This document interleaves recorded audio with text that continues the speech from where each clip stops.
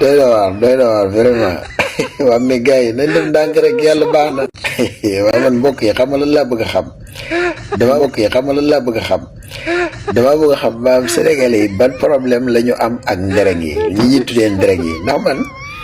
problème bi yàgg naa koo bëgg a laaj depuis ma expliquer Israël nan la def ba nangu Palestine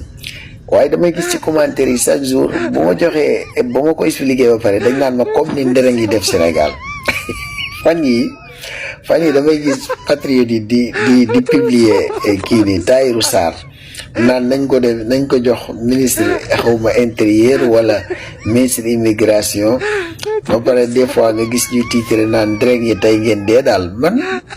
dama xamul daal ba léegi problème bi laa bëgg a xam lan la sénégalais yi am problème ak ndereng yi maanaam ndereng yi nuñ def man daal loolu bëggoon naa ko xam daal